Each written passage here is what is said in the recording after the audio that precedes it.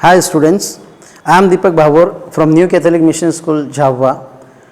Student of 10th class, I welcome you to this English class. We are going to study today a poem. Poem third, the name of the poem is A Tiger in the Zoo. It is written by Leslie Norris. Dear students, before beginning this poem, I would like to ask you few questions. Have you visited ever zoo? The meaning of the word zoo itself speaks about animals, where various kinds of animals are collected and they are kept in the zoo, that means behind the bar. They are kept there for the generation, for the coming generation to come and visit, to know the animals. So let's get into the poem and the explanation. Further, I also would like to discuss about the poet Leslie Norris. Full name is George Leslie Norris. Was a prize-winning Welsh poet and short story writer. That means dynamic poet who has written poems as well as many stories. He taught at academic institutions in Britain and the United States, including Brigham Young University. Norris is considered one of the most important Welsh writers of the post-war period, and his literary publications have won many prizes. He was born 21st May 1921, Marthia, Dietfield, United Kingdom. Died 6 April 2006. Provo, Utah, United States. Education, University of Southampton. Awards he won Cholmondeley Award. Their nationality is British Wales. This is a place. Further, let us also become familiar with the introduction part of the poem. George Leslie Norris, 1921 to 26, between these years he was working, he lived his life, was a prize-winning Welsh poet and short story writer. He is considered as the most important Welsh writers of the post-war period, and his literary works have won many prizes. His famous works are Finding Gold, The Loud Window, Phoenix, Living Poets series, Ransoms, etc. This poem is read mostly. The poem explains the agony and helplessness of a caged tiger that lives in a zoo. Dear students, the capacity, the ability of tiger is completely avoided, neglected and kept in the cage. Why? Just to protect, or just for the coming generation to know the animals. The poet explains what his life could be if he had been a free animal. Poet explains about the lions or the tigers, because they are behind the bar, losing their capacity, the ability to make afraid of people. The poet has tried to explain about the condition of animals. Such animals we also are in habit of keeping animals in cage, such as parrots, rabbits, tigers and so on. Just because we want them to entertain us. But at the same time we need to think about their lives, their freedom, their liberty.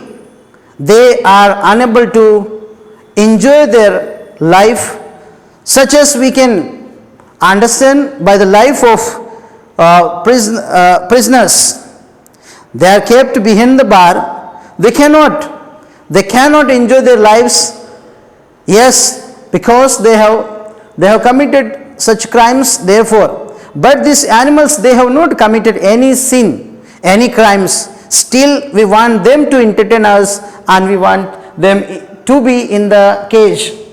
So poet is explaining about animals, tigers, human beings for their own fun. Let's get into the stanza first. A tiger in the zoo poem explanation. He stalks in his vivid strips.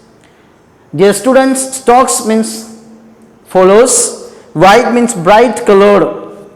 We know animal tigers, they are in the zoo kept, they are having spots all over the body, that is known as strips, and stalks. Stalks means they walk slowly because the cage is too small, the space is very less to walk inside. Therefore, it can't go, our animal, a tiger cannot go further, just it makes many rounds in the little space of the cage. The few steps of his cage on pads of velvet quiet in his quiet rage. Pads means paws of tiger, rage means anger. Tiger this time is angry, but he cannot express. It cannot express, cannot respond angrily. It knows that, or he knows that he is captured, he is behind the bar, cannot break the bars and come out. So it is angry, or he is angry, moving in the little space of the cage. Dear students, let us also understand along with this stanza the devices used, like hymn scheme यहाँ पे here A B C B, cage and rage. So A and B, like that it is used. See, A B, cage and rage, C B. Okay, first one is A and second one is B. Okay, so that is how it is used. Here personification, the tiger is personified because the poet refers him as he. Tiger is an animal, but poet is personifying tiger as a human being, and therefore instead of speaking it, he takes his name he. So personification. Metaphor here, tiger's paws are compared with the velvet, pads of velvet. Velvet is a piece of fabric.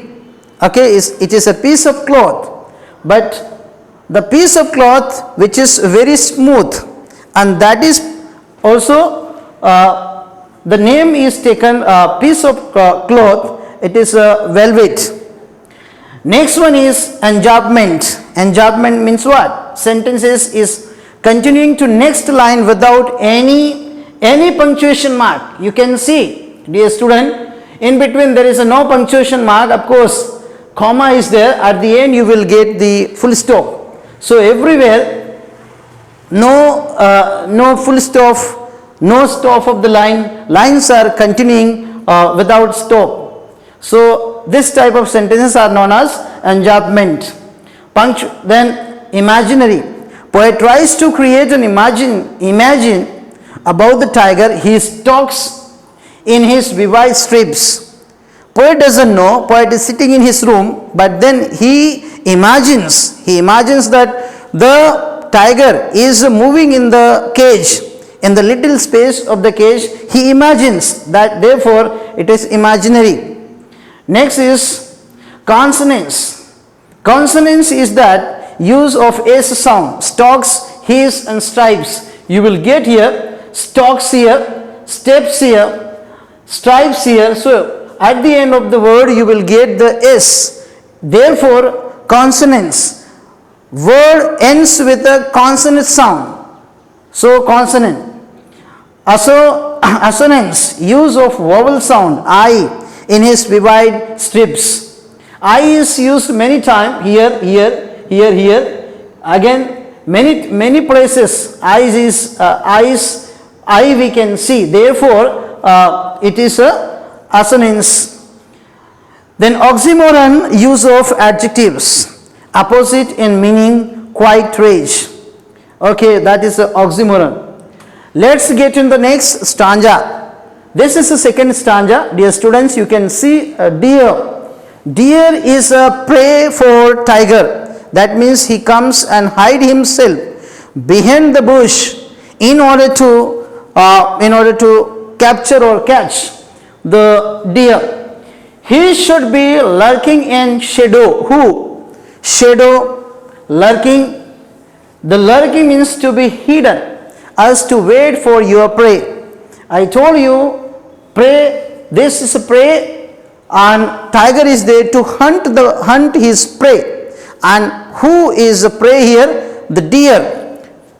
And sliding through long grass, yes, he would move slowly because he doesn't want deer to know that something is there near the water hole. Mostly deer comes to drink water into the sea or river or pond. Tiger, they hide themselves behind the bush or long grass, and they are waiting, or he waits to catch deer. Where plumb deer pass, yes, the deer they pass on the way, tiger is hiding and he wants to catch it. Literary devices here, rhyme scheme is ABC, AB, grass, pass. You would see here again grass and pass, AB and AB, AB and CB. Okay, grass and pass, you see the rhyming here. Enjambment, again we know that enjambment where there no full stop, no punctuation mark, this type of sentences are known as enjambment. Punctuation marks, okay, sliding through deer pass. Alliteration, use of sound P. P is a consonant at the start of two words like plum and pass, both the words together here, plum and pass. So these type of words are also known as alliteration because the words begins with the consonant sound. Imaginary, the poet has tries to create an imaginary of tigers activities. As I told you in this, for the first stanza, there also the tiger is a picture of imagination. Poet doesn't know, poet knows, but then he is sitting in his room and he tries to explain. Let's get into the third stanza. He should be snarling around houses. Snarling around means warning sounds made by animals. Sounds made by animals in order to afraid, in order to make them fear. Because animals, they are also afraid of human being, they are also afraid of sounds, they are also afraid of many dangerous activities. So before coming, they create such a certain sounds so that whoever is nearby, they may run away. At the jungle's edge, of course we understand that tigers, they live in jungle or in forest because ultimately tigers are known as kings of jungle or forest. Bearing his white fangs, his claws. Bearing means uncovered, fangs means sharp teeth, tooth of animals. At the jungle's edge, bearing his white fangs. white fangs matlab white teeth. His claws means the paws and terrorizing the village.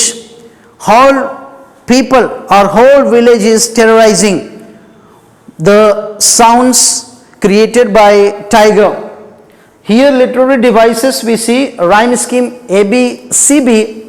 Rhyming scheme is followed here age and village. See age and village, the rhyming scheme is followed here. Enjambment again, sentences without having any punctuation marks. Then yes, new word we introduce here, onomatopoeia, that is using words which denote sound, snelling. Then assonance, use of vowel sound O and I should around houses, bearing his white his. Consonants means use of consonant sound as, his fangs, his claws. At the end of the word you will get is, and also as, maybe here, yes, fangs. So these are consonant sounds. Let's get into the fourth stanza. But he is locked in a concrete cell. The cell is concrete, very, very strong, and the tigers are moving behind the bar. A single tiger is captured and is kept behind the bar. So it is very difficult for the tiger to get out and to enjoy his liberty, his freedom. His strength behind bars is not recognized, is not identified, because he is behind the bar, and without freedom, without liberty, he cannot enjoy his what activity what he used to do. Stalking the length of his cage, ignoring visitors. Now dear students, what happens here at this point of time? Visitors come to visit zoo, many kinds of animals. Tiger knows that outside many people are there, but he pretends to ignore. He pretends just do not know or doesn't know, and even though he is provoked by people, but then he doesn't respond. Why? Because he knows he is powerful, but he is inside the cage, so he doesn't want to respond, doesn't get angry. He ignores visitors. Concrete building made of bricks, cement and sand and water. Literary devices again, rhyme scheme here A, B, C, B. Rhyme scheme is followed here, bars and visitors. The end of first and second here, visitors. Personification again, the tiger is personified because the poet refers him as he. If living being, of course animals or any living being, you name or you introduce he or she, there we get the rhyming or literary device is personification. Assonance, use of vowel sound E. He locked concrete cell.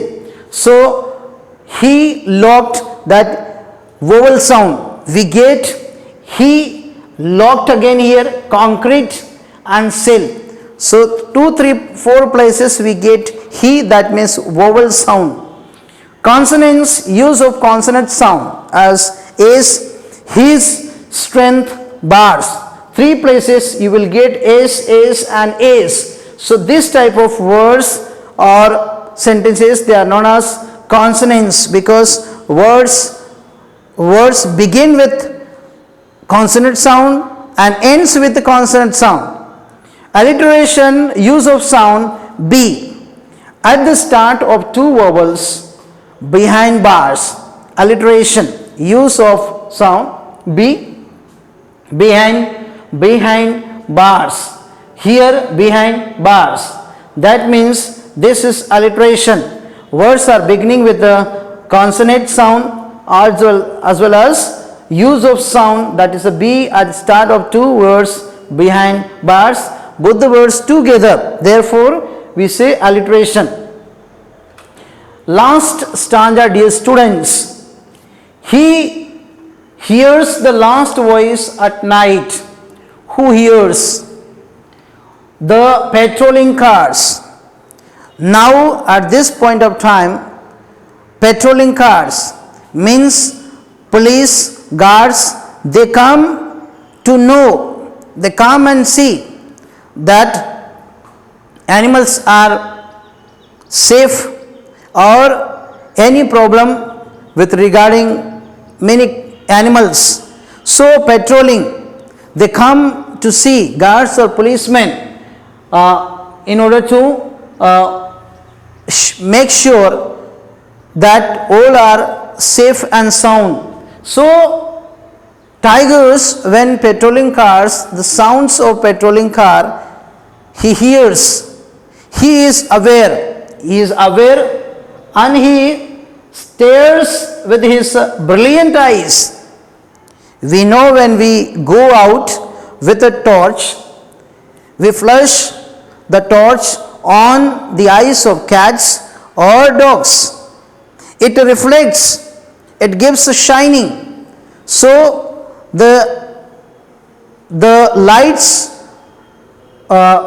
put on, or lights of the patrolling cars are on, and the flash is on the eyes of tiger.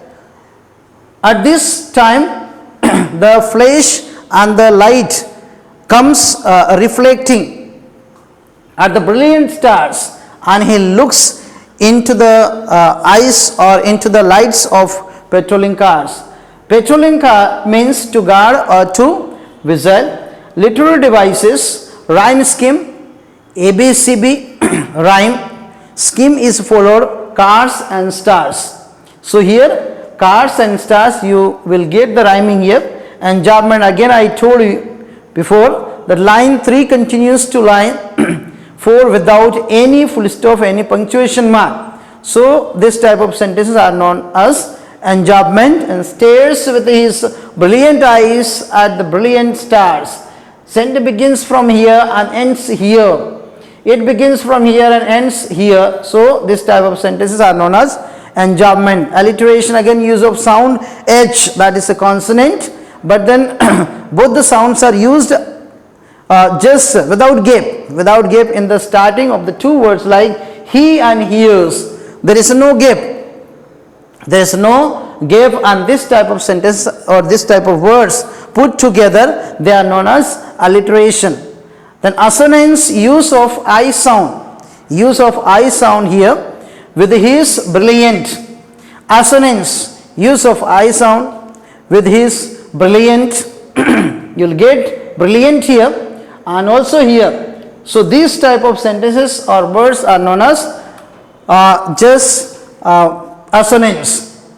Dear students, now we are at the end of the poem.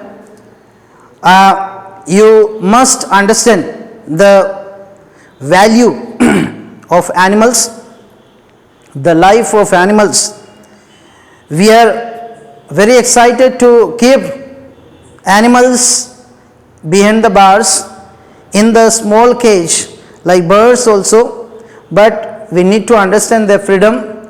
We need to free them so that they can enjoy their real life. If we keep them behind the bars or a small cage, they cannot enjoy their lives because we are no one to capture and keep them in the cage. So I request you, I have some questions, 1-2 questions for you just to think about the poem. What is the message of a tiger in the zoo? The tiger, or this poem also gives or conveys message for us to understand.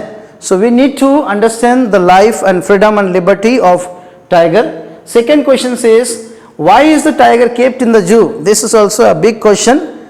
Tigers are kept in the zoo, but We people just want us to be entertained. We do not know the liberty and their freedom. Thank you very much for listening.